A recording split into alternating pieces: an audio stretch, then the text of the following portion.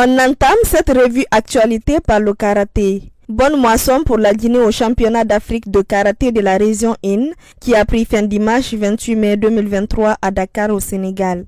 Les karatékas guinéens rentrent au bercail avec 13 médailles, 2 en or, 7 en argent et 4 en bronze. En finale de la Basketball Africa League, Al-Ali du Caire a battu l'AS Douane du Sénégal 80-65 paniers à Kigali Arena au Rwanda samedi dernier. Les Égyptiens remportent ainsi cette troisième conférence Sahara de Basketball Africa League. En football, la FEGIFOOT a officialisé la tenue du match amical qui mettra en opposition la Guinée et le Brésil. Cette rencontre entre les deux nations aura lieu le 17 juin prochain à Barcelone, en Espagne, au stade Carnela El Prat à 19h. Déjà, le Brésil a dévoilé les 23 joueurs qui prendront part à cette affiche contre le Chili national. Parmi eux, il y a Vinicius Junior, mais pas Neymar. En Ligue 1 nationale, la course vers le titre est toujours serrée entre le Horoya AC et le Hafia Football Club.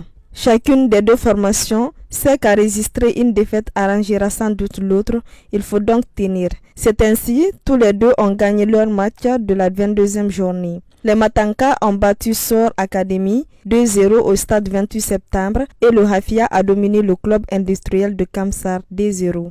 Consécutivement, le Horoya conserve sa première place avec 42 points, alors que le Hafia FC conserve également son deuxième rang avec dorénavant 40 unités. En Afrique, le Sénégal affrontera le Brésil en amical le 20 juin prochain à Lisbonne. C'est une information dévoilée le week-end dernier par la Fédération sénégalaise de football.